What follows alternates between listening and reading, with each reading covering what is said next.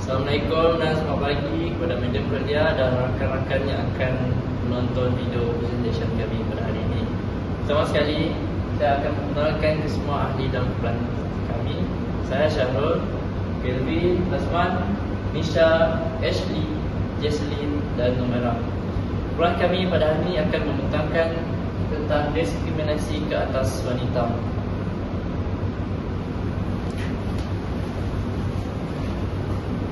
Untuk definisi, diskriminasi ke atas wanita bermaksud sebarang perbezaan, pengecualian atau sekatan yang dibuat berdasarkan jantina yang mempunyai kesan atau tujuan untuk menjejaskan hak asasi dan kebebasan wanita tanpa mengira status perkahwinan, sama ada dalam bidang politik, ekonomi, sosial, budaya sivil dan mana-mana bidang yang lain. Seterusnya mengenai teori psikoanalisa sebagai bidaya kajian sastra mengambil teori Sigmund Freud yang mengemukakan gagasannya bahawa kesadaran merupakan sebahagian kecil dari kehidupan mental, sedangkan bahagian besarnya adalah ketidaksedaran atau fikiran bawah sadar terhadap perilaku ID, ego dan superego. Freud dikritik oleh ahli teori feminis kerana pandangannya patriarki dan pengabaian terhadap pengalaman wanita seperti konsep iri zakah, penis envy yang dianggap menyokong keunggulan lelaki. Seterusnya, kajian kes. Kajian kes yang pertama, penderaan terhadap wanita masih berlaku walaupun kita hidup di zaman moden. Dan seterusnya, penderaan wanita dalam persekitaran rumah tangga dalam pelbagai generasi. Saya akan memberi kepada presentator seterusnya. Di bawah tajuk diskriminasi ke atas wanita, saya ingin mengenalkan isu penderaan seksual kanak-kanak. Isu ini tidak berlaku secara berasingan, malah sering mencerminkan budaya patriarki dan ketidaksamarataan gender yang berakar umum dalam masyarakat kita. Dapat kita lihat pada statistik ini, UNICEF melaporkan lebih 370 juta kes penderaan seksual kanak-kanak di seluruh dunia.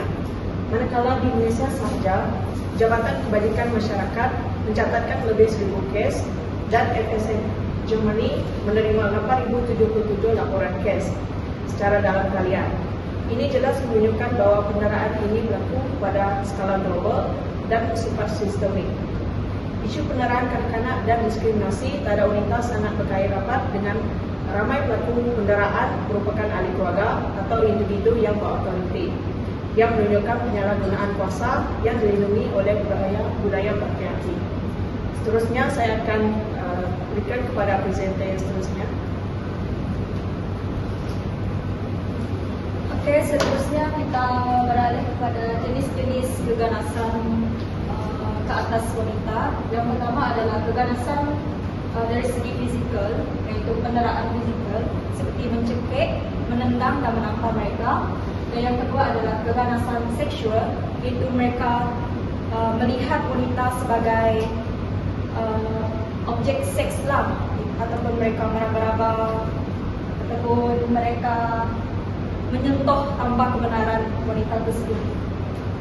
Seterusnya kita lihat kepada jenis-jenis keganasan terhadap wanita di pelbagai negara. Yang pertama adalah negara India yang berkaitan dengan sati dan kematian akibat mas kahwin, iaitu dowry death. Yang kedua adalah China, mereka membunuh bayi perempuan. Yang ketiga adalah Kuwait, Singapura dan Malaysia, iaitu mereka memberi layanan buruk terhadap pembantu rumah ataupun lebih dikenali sebagai bibiklah. Dan yang keempat adalah Afrika, iaitu mereka memotong alat genital wanita. Yang kelima adalah Filipina, berkaitan dengan ketenteraan dan industri seks. Dan yang keenam adalah di Asia Tenggara yang berkaitan dengan pemerdagangan wanita. Seterusnya saya serahkan kepada Azman. Oke, kita pergi ke poin seterusnya, iaitu punca keganasan rumah tangga. Jadi punca keganasan rumah tangga ini terbagi kepada 3 poin, yaitu poin pertama ialah penyalahgunaan bahan terlarang.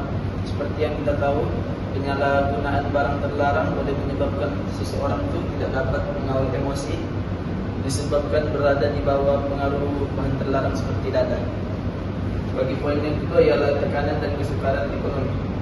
Ini adalah masalah yang sering dihadapi, yang dimana apabila seseorang itu menghadapi masalah kesukaran ekonomi, mereka tidak dapat mengontrol emosi orang secara sempurna, sehingga kan istri mereka menjadi pelampiasan mereka seperti dipukul ataupun jadi bahan diskriminasi.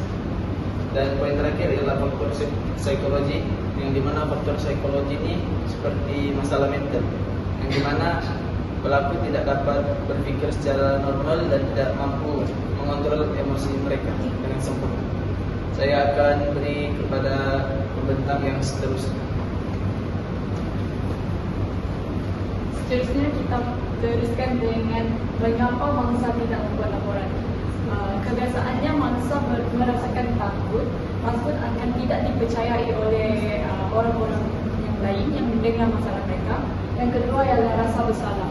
Mangsa sering merasakan perbuatan perkara tersebut terjadi disebabkan mereka, iaitu seperti akhlak mereka, pemakaian mereka dan sebagainya.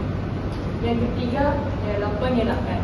Mangsa sering mengelak untuk tidak bercakap dengan orang lain akan masalah-masalah yang mereka hadapi seperti penderaan, masalah seksual mereka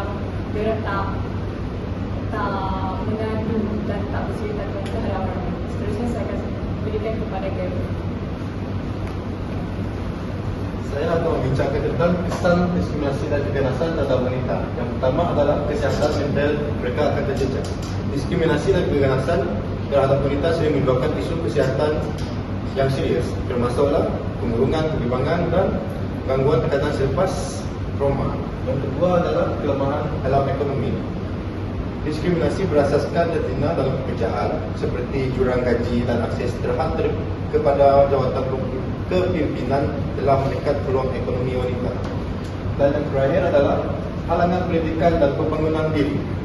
Keganasan dan diskriminasi boleh menghalang akses wanita kepada pendidikan, sekaligus meningkat pertumbuhan pribadi dan profesional mereka.